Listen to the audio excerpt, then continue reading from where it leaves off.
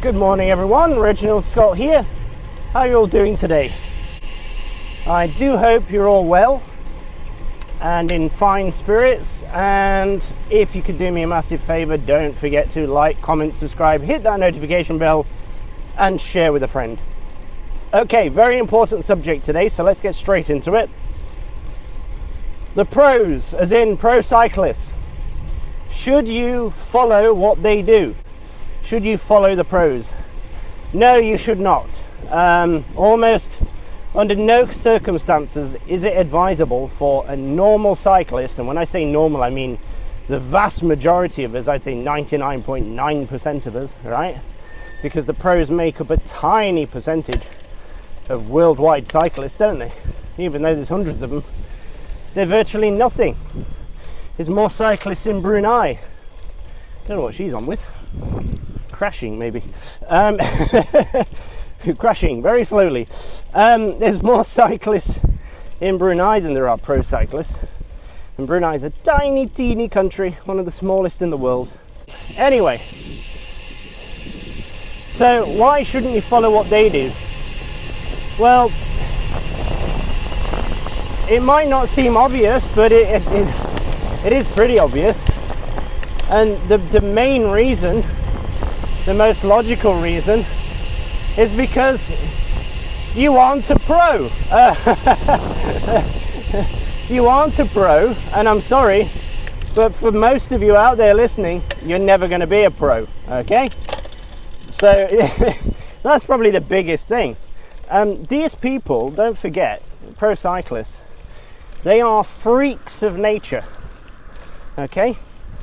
They are absolute freaks of nature. They're even the fact that they're on steroids, and I'm sure many of them still are. I mean, argue in the comments below whether you agree with that or not, but I'm pretty sure. I'm on Dorian with Dorian Rider on this one. I agree with him. I think most of the pros are doping. I don't see how you can do the hardest sport in the world for that long, at that intensity, for those many days, and not be taking something. It's just what those guys have to go through, and I honestly don't blame them for it. You know what? I don't blame them. I think if I was in their position, I'd probably be doing the same. So no judgment here on the pros, but you're just not genetically the same as them. They're going to have something about them to get them to that stage in life, to that level of performance, that makes them just better than your average person. But not only that, but being a pro is not good for your health. And these guys are really running risks. I mean, not just coming down mountains at extreme speeds, which they're paid to do, and they're paid a lot of money nowadays to do. I remember back in the 80s and 90s when I used to watch cycling, they weren't paid all that much. They were pretty poor, to be honest with you. I think the average person in the UK was making more money than a pro rider back then.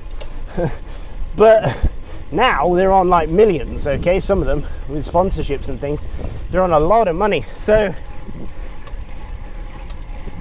you know, you are not paid millions of dollars to cycle like an idiot down a mountain and risk your life. You're doing it for free if you're doing it.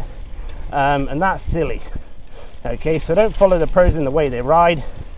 And the other thing is, don't follow them in the way they train. I mean, as like I say, they're pushing their bodies to the absolute limit of performance. And when you reach that limit, sometimes you don't know where that limit is, especially if you've had the old injection. You never know. You might end up curling up in a little ball, and your little ticker might stop ticking. So that's another good reason not to follow the pros.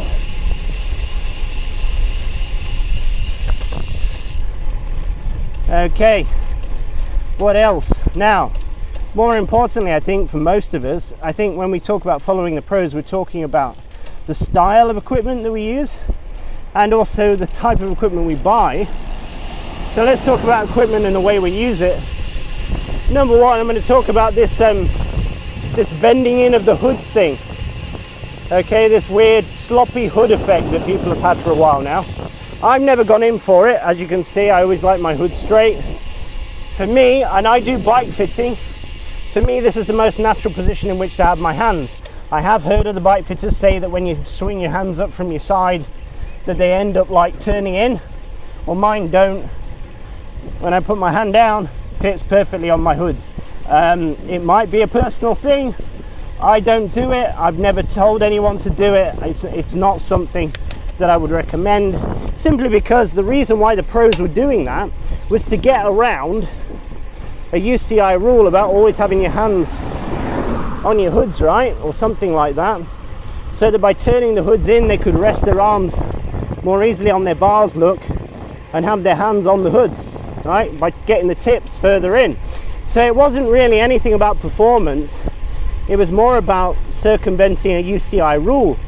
Because what I find is when you turn your hoods in like this, what happens is your elbows come out. I see it all the time.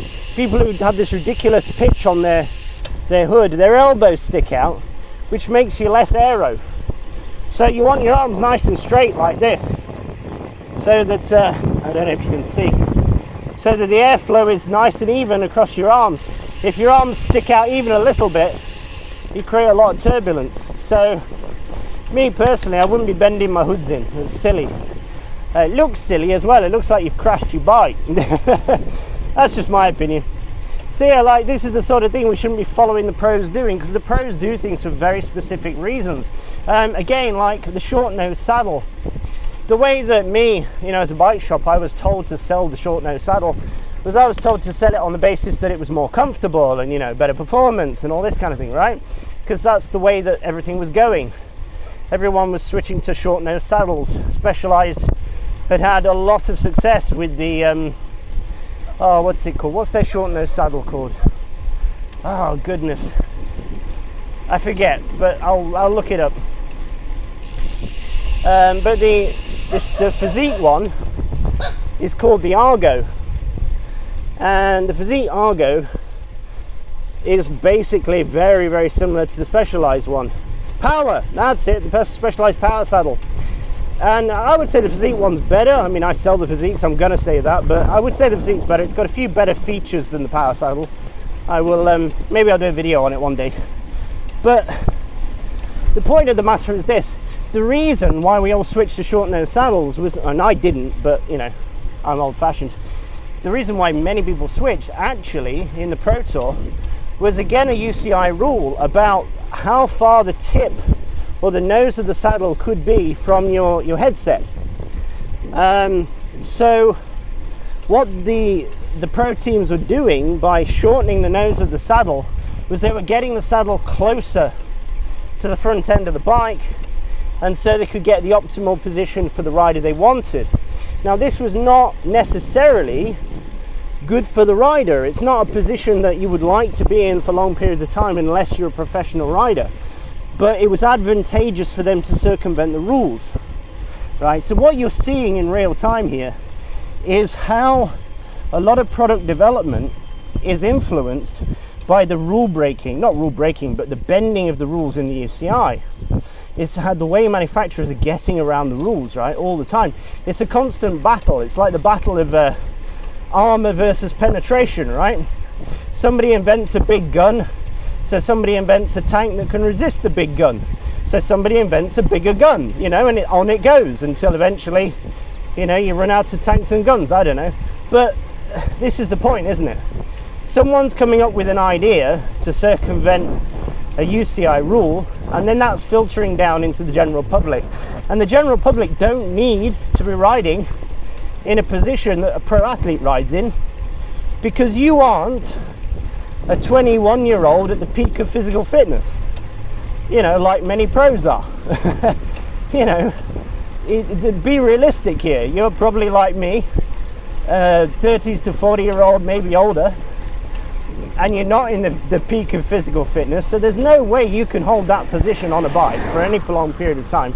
And even if you tried, you probably wouldn't notice a significant performance increase, because you'd be so bloody uncomfortable that you would fatigue much faster. And I really believe that fatigue is one of the things that is overlooked, should I say, really. I think being comfortable on a bike is very, very important. I'd say it's more important than aero for performance. So those are some really good reasons not to follow pros in their equipment choices and the way they use their equipment. They are trying to fulfill a very specific task which you are not trying to fulfill. It's a go for me. Thank you. Right.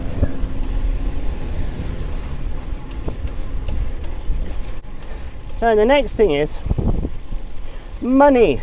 Money. So the pros don't buy their own equipment. And more importantly, even they don't maintain their own equipment, right? They got someone to do that for them. So why would you buy a piece of equipment that is so massively overpriced to try and be like somebody who doesn't even have to buy that equipment and certainly doesn't have to look after it? And the pro teams, if something really badly goes wrong, they can just afford to replace it, right? If they break a frame or break a group set, they're just going to throw that stuff away. They've got sponsors that will provide them with a new one, and off they go again. Well, unless you're very lucky, or you're a Bitcoin millionaire, you can't do that. So I would say it's a much better idea to buy things that A, you can afford. And when I say afford, what I mean by that is buy something which you can afford to replace. If you can't afford to replace your equipment tomorrow to the same standard that you have now, then you cannot afford the equipment you're riding on. That's my opinion. All right? Everything that I'm using right now, if I break it right now, I can go out tomorrow and I can afford to buy a new one. Okay? So it doesn't matter if you're on a $100 bike or a $10,000 bike or a $20,000 bike. If you can't afford to replace that $20,000 bike or that $100 bike, then you can't really afford that equipment. Now, I understand that if $100 is all you can afford and you need a bike, I'm not criticizing you. This is more for those people out there who are buying very expensive pro kit that they just can't afford. All right? So be realistic, because at the end of the day, they don't have to buy it and they don't have to maintain it. And that's a big part of it, is the maintenance.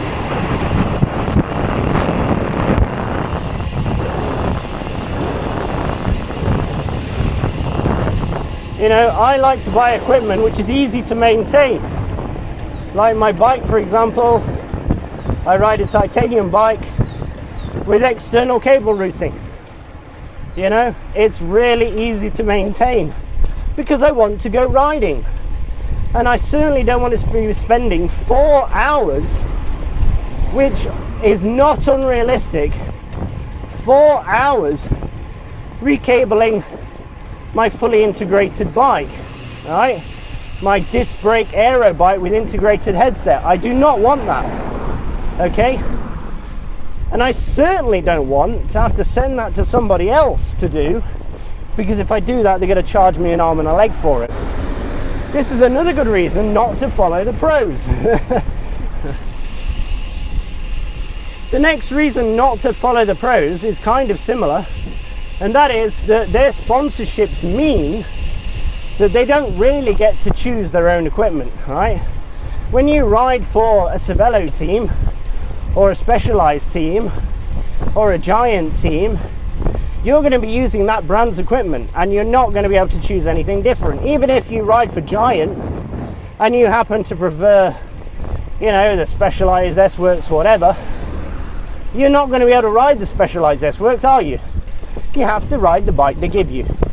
So when you look at a pro rider that you love and you think are great and doing really, really well in the Pro Tour, don't forget they probably didn't really choose anything on their bike. Now, sometimes a pro will pick a saddle that they're not sponsored to use, and then the mechanics will tape up the logos because they're not sponsored by that brand.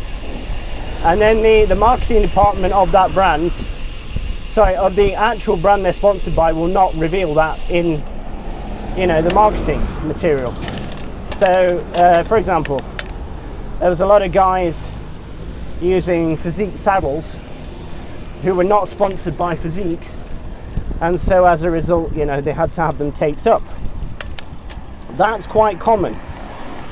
So if you want to follow a pro because you see a piece of equipment they're using and you can see that it's been taped up, that clearly is something that they're using because they like it or because it works for them. But really, again, saddles are a very personal choice. So don't just buy a saddle because a pro is using it, because again, your bum and your body is not like his. There's almost no chance. There's more chance of winning the lottery than there is you two guys being similar, all right, in your preferences with regards to comfort. And again, the pros aren't always seeking comfort. They don't do it for comfort. Do you think any sports personality does something for comfort? Of course they don't. They put themselves through hell. But yeah, sponsorship. So I remember back in the day, I'm sure you do too, when rim brakes were still dominating the world tour. And the only reason they got rid of rim brakes is because they had to.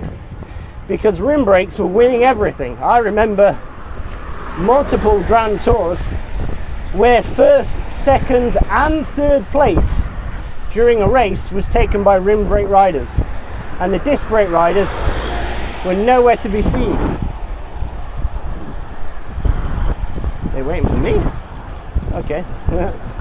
Thanks. Yeah, the disc brake riders couldn't get close, especially on the mountain stages, because their bikes are slower. So what did they do? They banned the use of, well, they didn't ban it, but they basically got rid of the use of rim brakes. What you noticed was that the most important riders, the ones with the biggest chance of winning the tour during those times, a few years back now, the ones that were the most popular and the ones that everyone expected to win, they were the ones using rim brakes. And the reason why they were using rim brakes is because, number one, they wanted to, and number two, they had enough power as the best riders to be able to tell their teams and their sponsors, no, I'm going to stick riding last year's rim brake bike. You can change everybody else to the disc. I'll still ride your brand, right? But we'll stay on the rim brake, thank you very much, for as long as we can. And we noticed with teams like the Grenadiers, Ineos, they held on to rim brakes as long as they possibly could. You're telling me, I mean, some people actually believe this, but you're telling me that Pinarello couldn't afford to get their pro team, their sponsored team, all disc brake bikes at the same time as everybody else?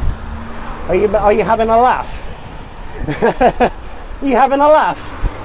No, of course they could. Of course they could have provided them all with disc brake bikes if they wanted to, but they didn't. Because they wanted to win. They wanted to have an unfair advantage. So that's another reason not to follow the pros. If you ask the pros, and they're allowed to tell the truth, many of them would say, I'd prefer to be on a rim brake bike right now. But unfortunately, their sponsors have forced them onto disc, and so that's what they ride now. Whether it be safer or not, whether it be faster or not, is irrelevant. And that is why you shouldn't follow the pros. I get a comment quite often, actually, and one of the questions I get is, if titanium bikes are so good, why don't the pros use them?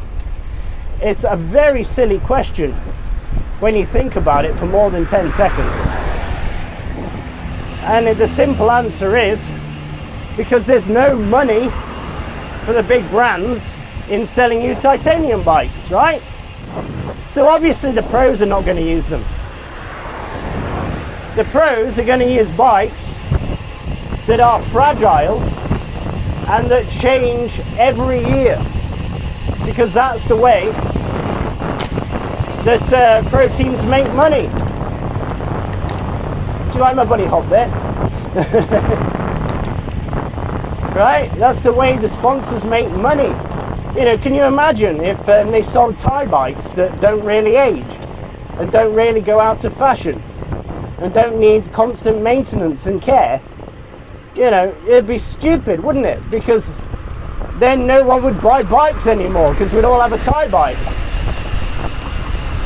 So that is why the pros don't ride Thai bikes or steel bikes, because, you know, those kind of bikes are actually value for money. They're actually sensible. They're actually smart bikes to buy. But the pros are going to ride all the dumb stuff that costs a lot of money and doesn't last very long. That's the ideal, right? That's the ideal that these manufacturers are aiming for. Okay, so don't follow the pro. You know, I hear it all the time. I don't know, maybe people don't watch my channel very much, or they've only watched one video of mine, and they'll say to me, so what bike do you recommend then? Or they'll say, I'm really looking at the Cervelo S5, but I was thinking maybe I should buy the Scott Foil. What do you think? And I'll be like, neither. They're both a complete waste of time, in my opinion. You know, number one, you're not a pro rider, so why are you trying to ride a pro's bike? And number two, they're not good bikes. I'm sorry, they're just not. Like, I know I'm going to offend a lot of people here, but I do not define what you think is a good bike as a good bike. I remember I had a comment from someone a few weeks ago, and they were like, oh, you wouldn't know a good bike if it fell on your head or something like that. You know, pointing out about my titanium bike. So you wouldn't know a good bike if it fell on your head. You know, my, whatever it was, I don't know, Specialized, he says, has got internal cable routing, and it's aerodynamic, and it's, you know, it's carbon fiber, and it's got disc brakes. So that's a good bike. And I'm like, that's your definition of what a good bike is, yes, but I don't agree with your definition. To me, that sounds like an absolute pain in the ass, because it's carbon, so I've got to look after it more. It's going to get scratched, it's going to age, it's going to get chipped, it's going to look like crap after a couple of years of use. You know, you use a carbon bike hard for a couple of years. I know a guy in Brunei, he does a lot of racing. He's been riding for, I would say, 4 years maybe, and he's already got through 3 carbon bikes.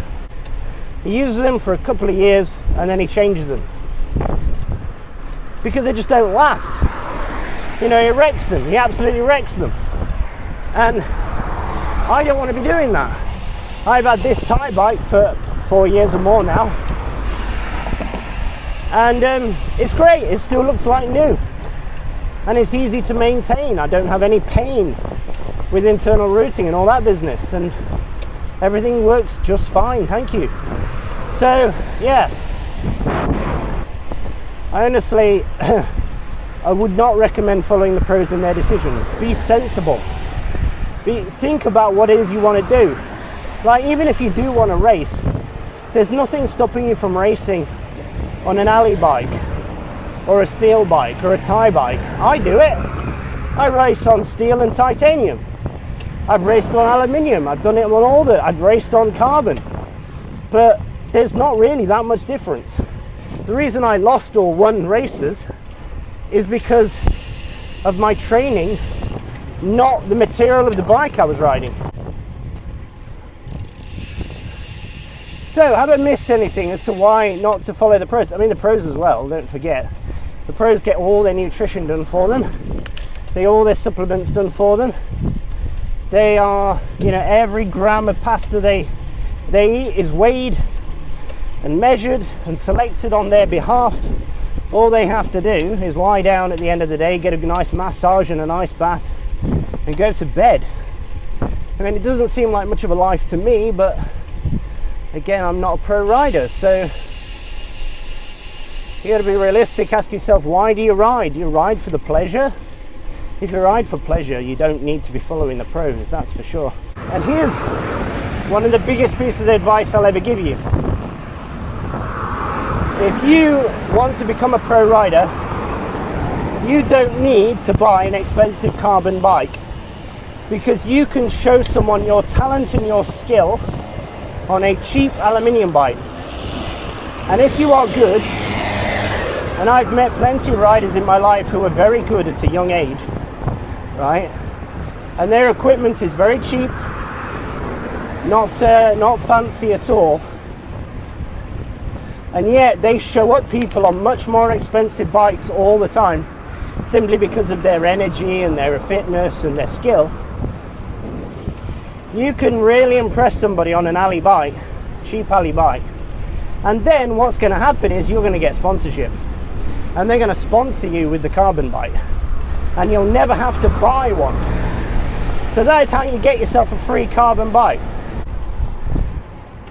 The people who we are most impressed with, who make carbon bikes look good, don't buy them. They get given them for free. So if you want to look good on a carbon bike, and you're young and you're upcoming, then get yourself an aluminium bike, impress everybody first. You'll get the carbon bike for free. There you go, folks. That is why you shouldn't follow the pro riders. If I missed anything, leave it in the comments below. Thank you very much for watching, and as always, when you're out riding, do stay safe. I shall see you in the next video. Bye bye.